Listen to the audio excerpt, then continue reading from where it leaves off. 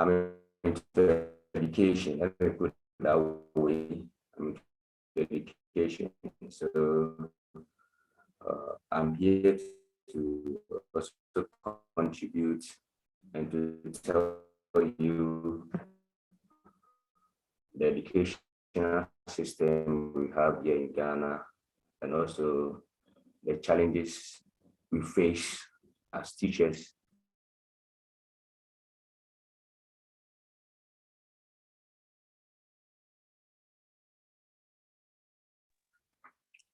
Yeah, so Josie, Frank is in Ghana, and the situation there is that the internet connectivity is choppy, and so sometimes he'll be going in and out. But until he comes back in, so yeah, last week we were discussing. He'll be back. Last week we were discussing COVID 19 and the wearing a mask. And so we asked him, do they have the same requirements as we do here in the US regarding the mask mandate and the vaccine mandate? And so I know here we have the gubernatorial election that's actually next month, within a couple of weeks. And so I did prepare a particular section that both the candidates, our incumbent, who is Governor Murphy, his response to the question regarding the mask mandate and the whole COVID situation. And then I also got a response from, or a rebuttal from the candidate who is running against Governor Murphy, which is Jack Citarelli. I believe that's how you pronounce his name. And so I was going to share that today, along with some information that I had got from Johnny. God bless him. He went on home to be with God. And regarding organizing and strategic organizing. And so I know that, when there is an issue, and I'm sure, Frank, you can agree that whenever there's an issue, we just don't sit and be silent about that issue. We brainstorm ways in which we can affect change. And so this meeting is just, really about that, and just sharing best practices with what's happening over there in Ghana, with the practices that we have here in the United States. And so Frank is just sharing that he's a teacher. You teach 4th, 5th, and 6th grade, Frank? Yes. Okay, so what kind of, like, are you a math teacher, or you teach all of the curriculum? I teach mathematics and science. Math and science, nice. Okay, so let me ask you, Frank, when it comes to parental engagement, what is the structure, the school structure there in Ghana regarding parent and teacher partnerships? Like, are your parents involved over there? Do you have programs? Mm-hmm. Yes, with a parent teacher relationship, it's cordial. It's very cordial. Without a parent, the school isn't there, or there's no school. So we try as much as possible to engage the parent too, so that we can educate, also we can train and mold their children. So we need the parent. The parent plays a very vital role in the educational system here in Ghana. Nice. So you all have parent teacher night, and back to school, and parent workshops where you can educate the parents on their child's academic growth.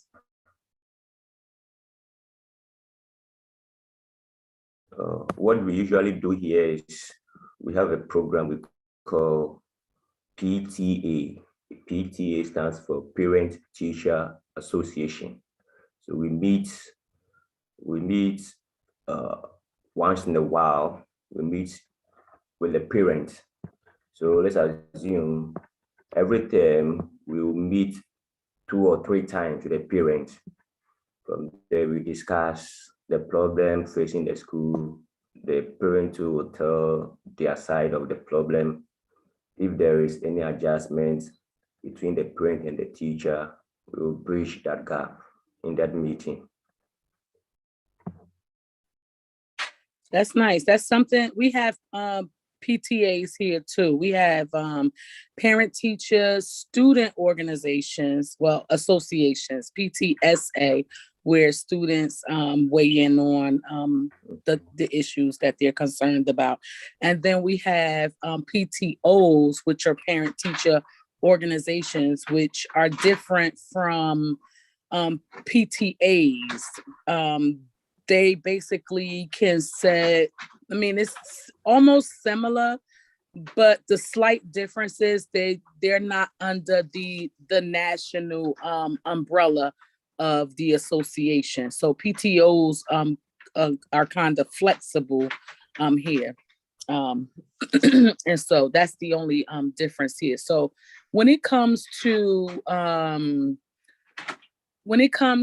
do you guys have school board meetings or school boards, people like members of the school board who makes decisions based on the school district that you work in?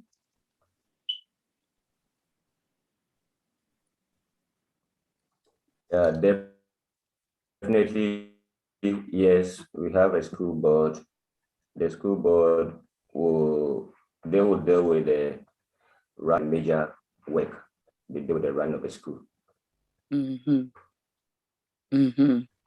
And so like here, our school boards, they represent the parents and the community members. So like if we have some suggestions or we have some concerns, we would normally bring them to the school board, who would then work in collaboration with the school district, right, to resolve some of the issues that we might have, or they would pass on some suggestions to like the superintendent, who is over the employees of the school district, right? You guys have a superintendent of your schools, right? Definitely, we do have it. Mm-hmm. So I'm curious, right? Because how do you guys organize to get your parents involved in their child's educational experience? Like, I want to say, if there is like an issue that you all need to, as teachers, that you all want to bring to the light for a solution, and you want the superintendent of the schools to hear you, do the board organize the parents so that the parents can weigh in on what they want for their child's educational experience? Because we also have a commissioner of education as well here. What we do is, before your child is admitted to our school or to any school in Ghana, you have to complete a form. And in this form, we have all your contacts. So anything we need in terms of emergency, we get to the parent. If it's true, if we want to organize a meeting, we have all of your contacts. We will call or we will text. If not, we will give notice to the child or to the student to send home to the parent. So upon receiving the notice from the child, there will be the date, the time, and the venue for the meeting. From there, we can meet and we can iron out the problem between the teachers and the students. Nice. So I have because I do want to talk about the mandate here and the COVID situation. So I don't know if you know about what's happening here in New Jersey, but we are close to our gubernatorial election.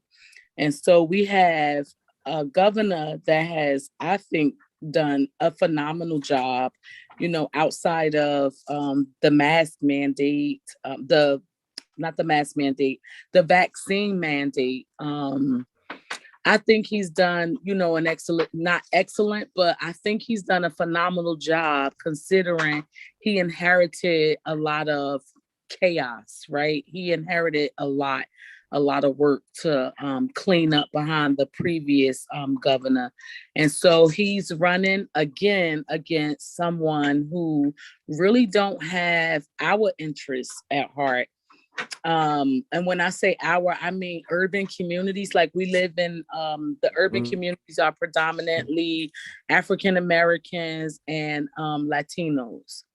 And so, you know, we're always getting the short end of the stick. And so this governor this candidate that's running against our current governor really don't, he's not really too fond of our community. And so I wanted to share something specific that he mentioned regarding the mask and in school and children wearing masks in school, a question that was asked. And I just wanted to hear some feedback from you all on how you feel, you know, things should be done regarding the mask and the vaccine, you know, just in general, right? Because I know a lot of people are, you know, just totally against the vaccine. And, you know, some people still have questions about the vaccine. And then you have others who have just taken the vaccine because they had no other choice because it's their livelihood and it's their job and they need to get paid. Right. So just wanted to know what you all think about, you know, the comments that were made. So I'm going to just give me a moment. I'm going to share my screen so that you all can hear it. Hopefully it plays.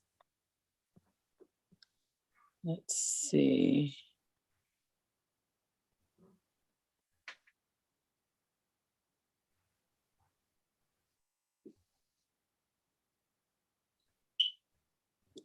Sign in with Google. Go here. Where is it?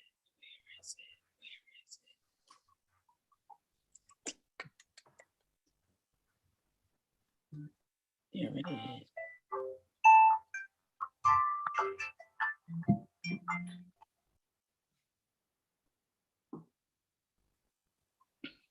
And just let me know if you all can see it, if you can hear it.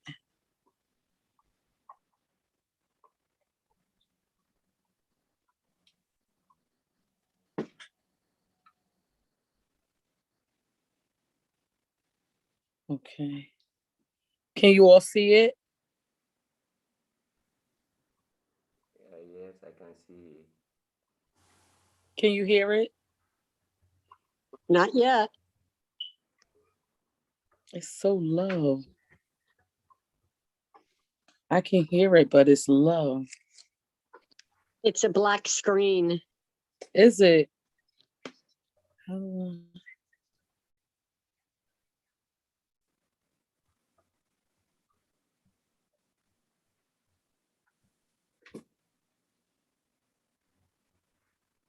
Gosh. Just when I thought I had it.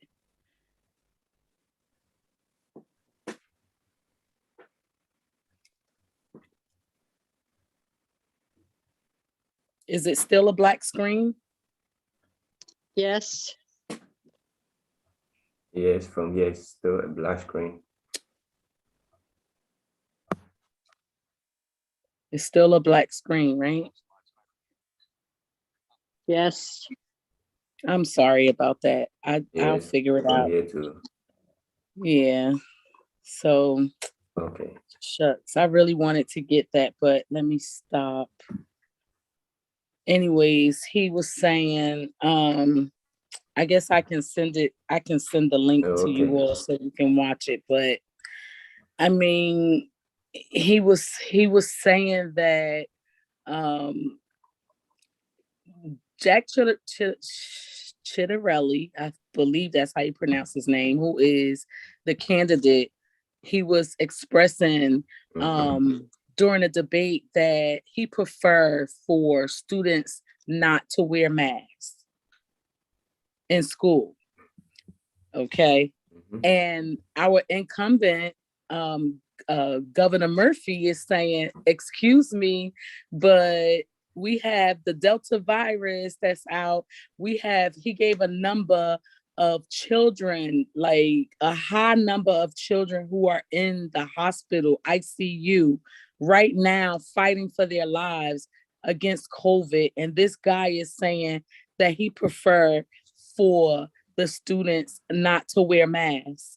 When, although we don't know, we do know, right, that since we have worn the mask, they have, proven to slow down the spread of COVID. I mean, that's the only thing that we have right now to slow it down, at least.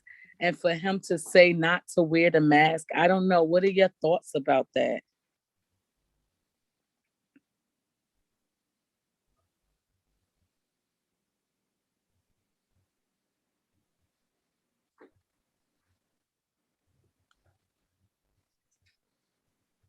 About the mask You mandate? Do know, you Nice I feel? things coming. see I'm sorry.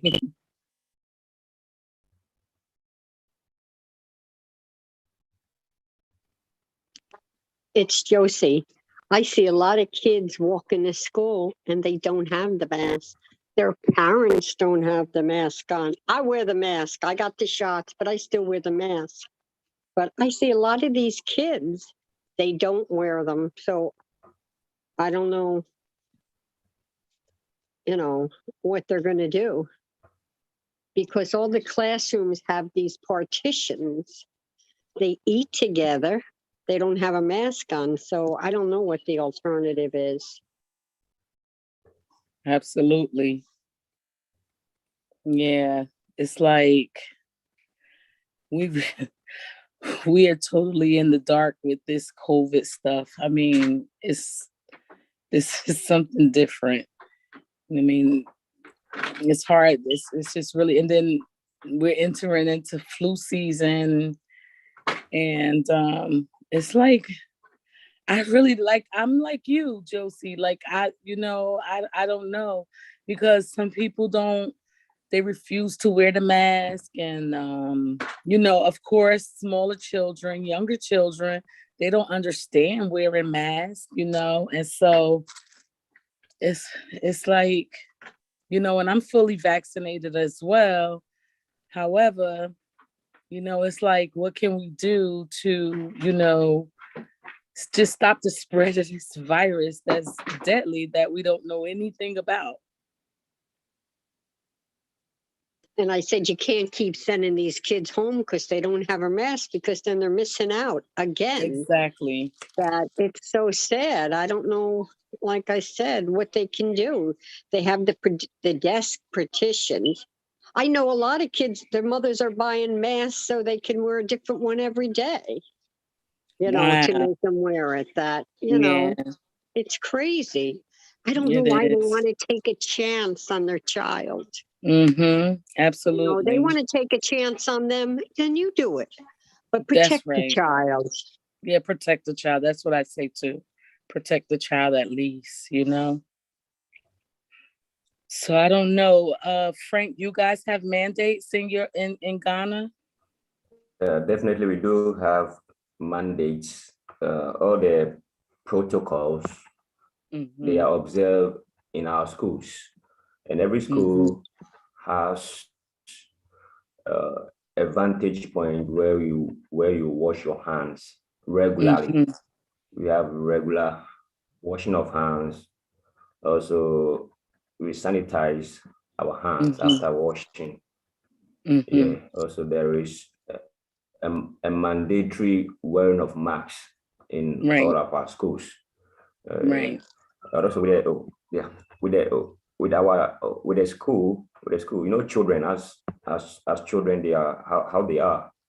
Uh, as time goes on, the masks they remove the masks. Mm-hmm. Children can't Mm-hmm. keep the marks on for that long. Mm-hmm. So teachers have to be there to instruct students to always have the marks on. Mm-hmm. Yeah, so I don't know. I don't know what to say about it. Some people are not really taking it serious. This COVID, this whole COVID thing, they're just really not taking it serious. My mom is a COVID survivor, thank God. Back in February, she had it bad, COVID. She wasn't on the ventilator, thank God about that. But we didn't know, so we didn't know what was going to happen next. But she pulled through the COVID, and then I have an uncle right now in the hospital fighting for his life with COVID. And so it is no joke. I don't know why people think that COVID is not real, but it is real, and they should mask up. Kids don't understand, but that's why, we have adults, and adults should lead the way and should enforce them to wear their mask, especially in public, because you don't know. You don't know who has it, who doesn't have it, and you just don't want to get it, because you just don't know. Some people pull through, some people don't, and so it affects people differently.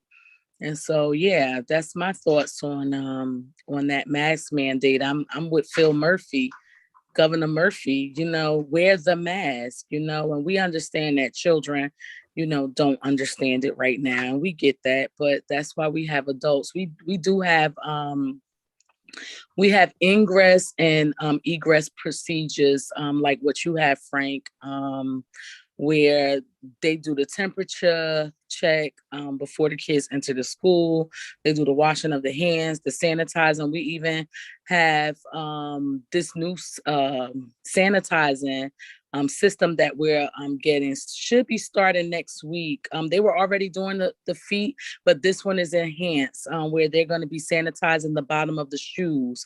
So when they walk into school, and so, which is nice. And then they have something that they put, like when the custodians clean the schools and scrub the schools down at night, they put this chemical on the floor that's harmless to humans, where it sanitizes the bottom of the shoes when they're walking through the hallways. So that's what we have right now. But I also, for the last remainder of the time, I did upload this picture. And so we have a lot of issues here, Frank, in our school system, specifically in Newark, where parents feel like they're just blocked out of the decision-making process. And just lately, our kids have been fed, I can't really call it, but I mean, wouldn't give it to a dog. And so without, the community and parents' input, the school district didn't have a vendor. We don't have a vendor to feed our children, and that wasn't communicated to us. So, a lot of children were returning back home from school hungry. Some of them weren't eating because there was no food, or there was a shortage in food here, right? And we all know that in order for a child to focus or, pay attention, at least they should get something, fed something, right?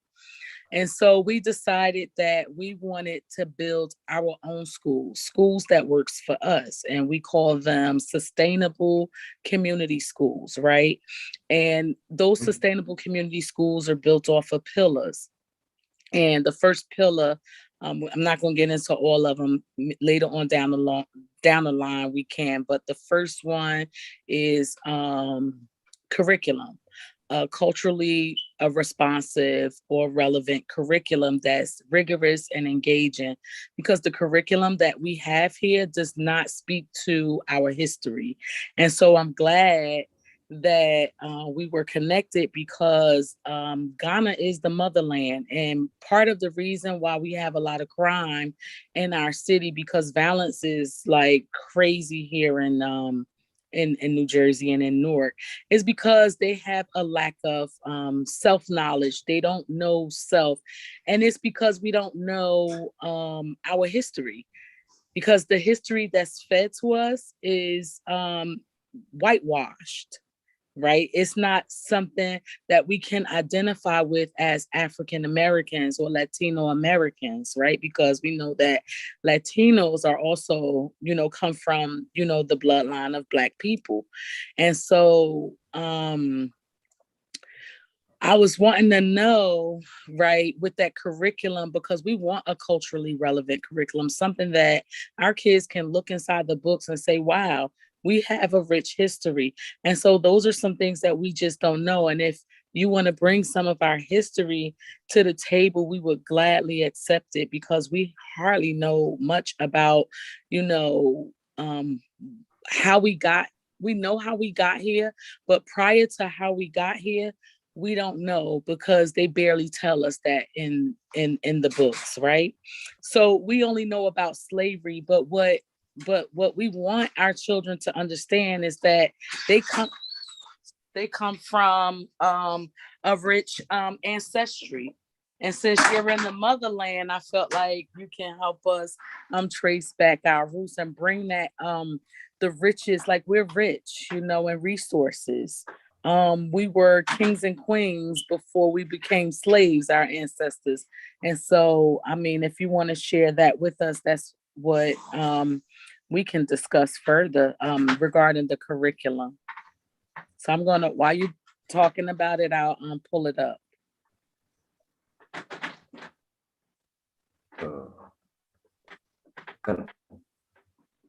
Can I come in? Yes. Yeah, okay. With the history, as you just mentioned, as far as your skin is Black, you definitely come from Africa. There's no two ways about that.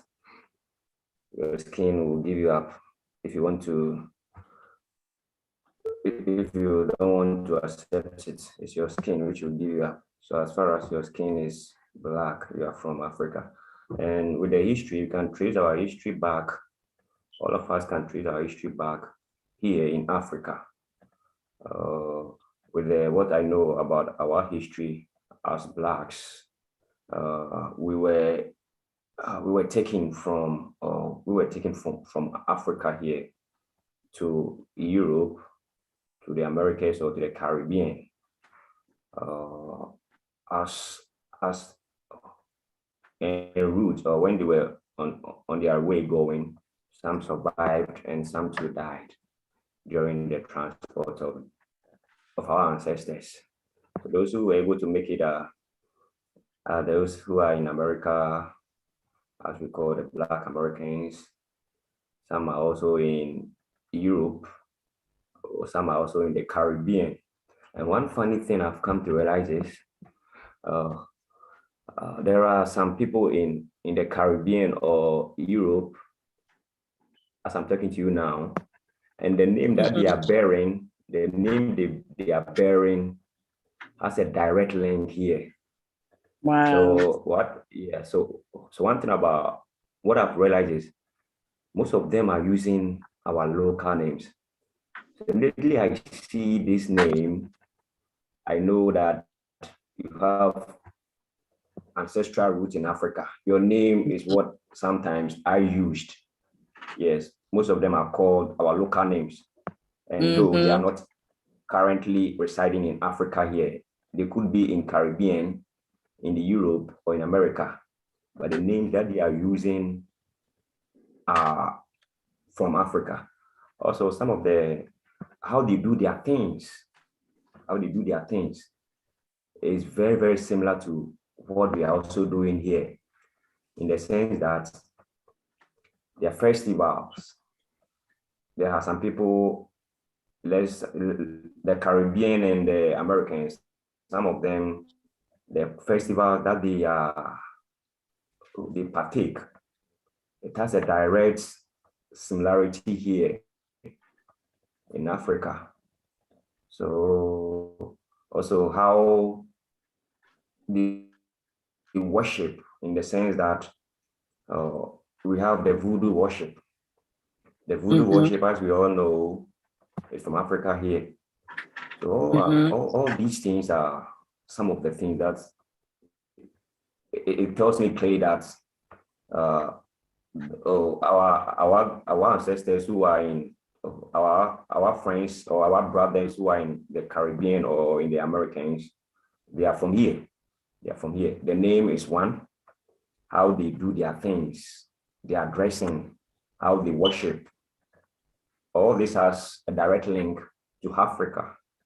That's what I can say. So we were with this national organization that I am a part of called Journey for Justice Alliance. We visited sustainable community schools. And when I say sustainable community schools, I mean schools that parents and community members came together and envision, right? How they see their school and their community, right?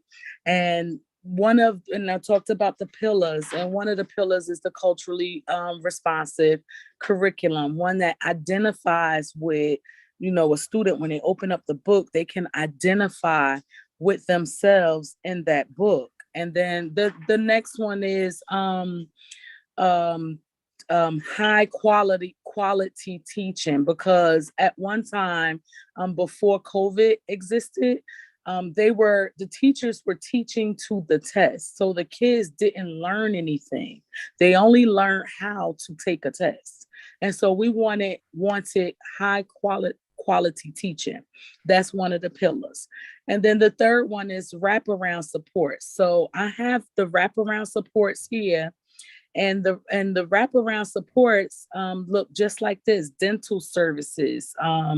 Here they have it again: culturally relevant and responsive curricula, job training and career readiness, literacy, English classes, cultural clubs, chess clubs, mental health services, mentorship, adult education services, drama club, debate teams, medical clinics, social and emotional supports, especially after what we have experienced with the onset of COVID. We definitely need social and emotional supports, because we had to separate from our families. I mean, we couldn't hug our families, like we wanted to, because we just didn't know at that time. And so now it's a little bit more lenient, but we need some resources in place, some mental health supports in place, social and emotional supports in place, so that our kids can get through this. Because I can imagine, how they're feeling right now, because they were out of school for an entire school year, right? And now they're back inside the school. And so nobody's asking the students how they feel, about that. And and what they were feeling. And then the next one to the pillars that make a sustainable community school is ending is what's that called? Oh, the school of prison, ending the school of prison pipeline. Like, we want restorative justice, right? Restorative justice, and versus, like, for instance, Friday or Thursday, a student, went to school, and I'm assuming that he was being bullied, and he brought a loaded gun to school, right? So versus sending a child to jail, right? Because in his mind, what crime did he commit when he was defending, I guess, his idea of defending himself? Because I can imagine he's probably told, an adult, he's probably reached out to somebody to say, hey, I'm being bullied, or they're picking on me, or whatever have you. they just arrested this kid, right? So restorative justice. So what does that look like? It looks like the school to prison pipeline, because at least we should find out what triggered him to bring, what made him feel as if he had to bring a gun to school, right? So, and it's dangerous. But then the next one we have is transformational community and parental engagement. And so, with all of those pillars, we can build a successful, sustainable school in our community. And that's, it gets no better than that, because we're in the community, we live in the community, we know the kids in our community, and we just want them to thrive in life, right, beyond college. And so we feel like in our urban communities, and this is just like a survey to give out to people when you want input. And so that's the conversation that I'm going to be having throughout the course of this fall. And the next couple of days, we're going to start organizing and getting this message out, because we have a right to have the same equitable resources, or the same resources that they have in suburban communities, where our counterparts live. Like, we don't even have, our curriculum is totally different from the curriculum that's in a suburban neighborhood, right? And so we want a better curriculum for our children. We want better resources for our children. We want the same level playing field for our children that our counterparts have, and we haven't been getting that. And it's now time to take action and just get, what our children deserve, because we're getting older, and we need to leave behind some children who are bright, who are smart, who are proactive, and educate them and get them the tools that they need to be successful in life. We don't want crime-ridden neighborhoods all the time, right? So I don't know what you guys' thoughts are about that, but that's the conversation that's going to be had, the curriculum. I'm glad that you brought that little bit of history. We have somebody here who is also a teacher. He's a history teacher, and he does a lot, with us getting to know what our history is, man, because they don't know, they only know what we're taught in the books. And remember, I said last week when we had the conversation, it's a shame that when we watch TV has shown us that Africa is a place where people lived in huts, and it was like desecrated and just bad, which gave us the idea that's how you all were living until we got the truth. And so I could imagine what it's just what it is: tell, lie, vision, telling lies to us. And that's what happened here in the United States. We have been lied to. And so, those of us, and there's plenty of us now who's finally woke, who want to know the truth, who want to know, like, we didn't know that you all had, buildings like us, right? Because they showed us something different. And so it's good to kind of communicate with our continent family, to let us know that is not the way we live, to just put the truth out there. And so I'm glad that you joined us. And Josie, I'm glad you joined as well. I don't know if you guys have last thoughts, but we can just wrap it up. I won't keep you long. I feel this way. Everybody should know where they came from and who their family are. You know what I mean? They should learn the whole race. I learned more about Black history when I went to school than they teach today. Yep. I did. Yeah. And it's a damn shame. I'm sorry. It's a shame. It's not right. And if it keeps them in school, keep them interested. That's what they need. They don't need to be living in the street. So I'm Exactly. for anything you can do to help them. I'm looking, Yeah. I'm choking up. So It's okay. They have Josie and Frank, really quick. We had this is a hot topic that's been going around, and I want to talk about this so bad. The critical race theory. I don't know if you all heard about it, but right now in New Jersey, we have people in New Jersey who are fighting to get the African American and the talks about slavery, that the little bit of African American history that's in the books, they're asking for it to be taken out of the books. You know that, right? no, I They're never heard saying of that. That's yes, ridiculous. it's called critical race theory, and the theory that they're saying is that the white people, they're the racist white people, because not all white folks are racist, right? I have a lot of white friends, and they're woke, right?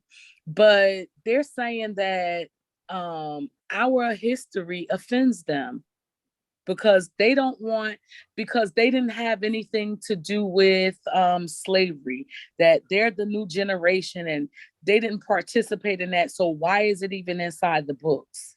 So they want, Well, don't they're they fighting right feel now. like by not showing that they're doing the same thing, keeping us down, keeping you Yeah, down? I don't understand why they do that. yeah, I'm sorry. It just it's boils okay, my it's blood. okay, it's okay. I come from, you know, I'm old school too, but Yeah, I don't feel that, you're different than me just because of the color of your skin. You're my friend. You know exactly, what I mean? That I call on you when I need you. You can call on me when you need me. exactly, That's how exactly. I feel. I want you to learn, the kids to learn where their religion, I mean, where they come from. Africa was one of the richest countries in the world. Yes, I learned that in school. They were so right. wealthy. And Hmm. the kids today don't know that. They don't, No, they don't. no. Chrissy and I were just talking about when the girl went to the first white school in the South. I said to her, Mm, I was in grammar school when that happened, and they let us watch it. yeah, Yeah, yeah. but not today. I don't know why they have so much hatred for I don't everything. either. Yeah, exactly. It's crazy, right? And so, Frank, I don't know if you have any last words, but I mean, that's definitely a Okay. conversation that we can Uh, have in the near future. okay. Okay. I would like to pick on the gun, also the curriculum and the critical race theory. With the Mm-hmm. gun first, here in Ghana, we don't have uh, any gun related issues in school. It- you can't, Wow. you can never see it. We don't have it here. So that one is Mm-hmm. not yeah, that one is not a problem. So Yeah. there's no way you can see a student bringing a gun. Yeah, it's Mm-hmm. very difficult to get a gun hold here in Ghana. Yeah, it's Mm-hmm. very difficult. Mm-hmm. And as a student, there's no way you can get hold of a gun. There's no way. So we don't have that problem here. Yeah. Also, the second one is the curriculum. Uh, our Mm-hmm. curriculum is also partially parting with the European concept. Mm-hmm. Partially, some of our curriculum is parting with the European concept, and the other pattern, let's assume 40% of the European pattern in our curriculum, and the 60 that's locally curriculum. Okay, Yeah, culturally. Okay, good. that's We how need the that curriculum is curriculum. structured. And teachers here are fighting vehemently to, vehemently to take the 40% of the Western culture out from the curriculum. So we are That's always right. fighting. They should take it out and bring all should be fully indigenous curriculum. That's right. Yeah. Exactly. And Yep. also the last point, which is the critical race theory. Theory. Mm-hmm. To be frank, here we don't have, to be frank, here we don't have any problem. The same, we live in peace, in harmony with all of us, we live in peace. Mm-hmm. So we don't Mm-hmm. have a problem with critical race theory. Yeah, I'm That's my with take you of. all. I'm with you all. If there's a way we can brainstorm ways on how we can get a curriculum that works for us, right? That takes out the European way of doing things, right? That would be very, very helpful. So I mean, any ideas that you all may have over there, let's collaborate, and work collectively so that we can have the same thing here. Sure. Yep. So thank you all. And Frank, we're friends on Facebook. Anytime you want to talk or discuss, or you need, me to send you all something over there, feel free. Yep. But I will definitely Sure. email you this content that I just shared. I'll email you that content because I believe that doctors' offices should be based inside the schools, right? All of those resources. The schools should be hubs for resources, like anything that a parent wants or the family needs, they should be able to go inside the school building and get those resources. If they have appointments, they can go right there. The kid need to go to the doctor. The kid can go out the classroom, get a pass, go straight into the doctor, go into the dentist, and go back to class. Because I'm all for not missing instruction time, because instruction time is critical. Every minute counts. So just to keep the child in the classroom so the child can thrive is my ultimate goal. Yep. Okay. And language too. I will, please go on.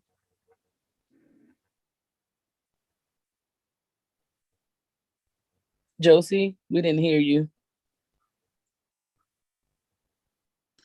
They should teach them a language of their country.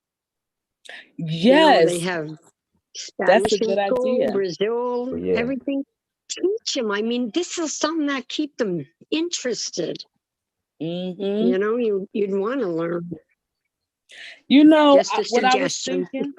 Yeah, that's a good suggestion. That's a good suggestion.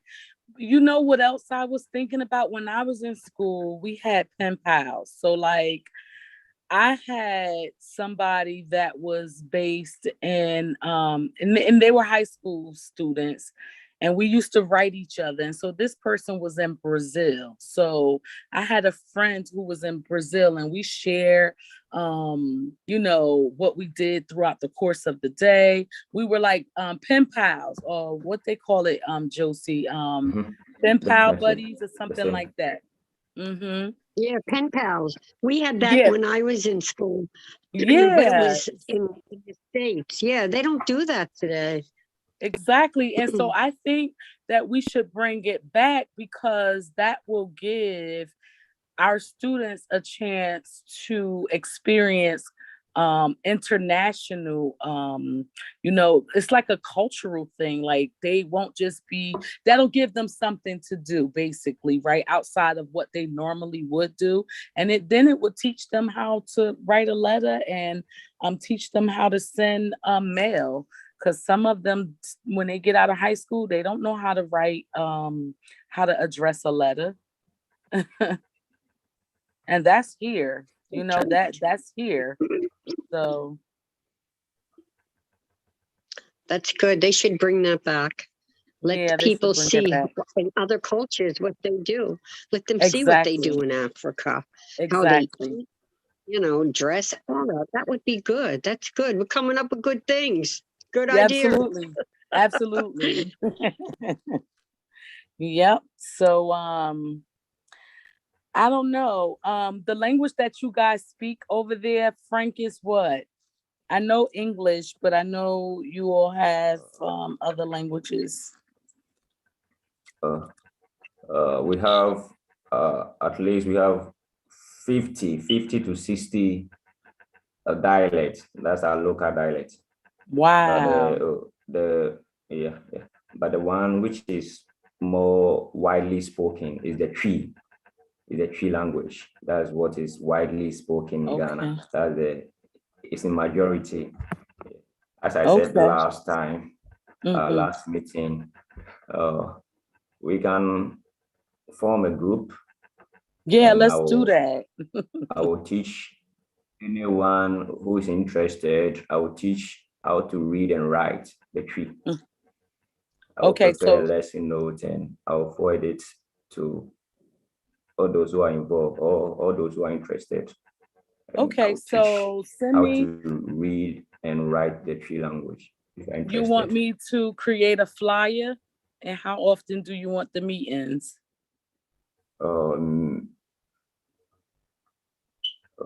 Whatever I will ask of you is if you can create a group Okay. so that we will meet as we are doing.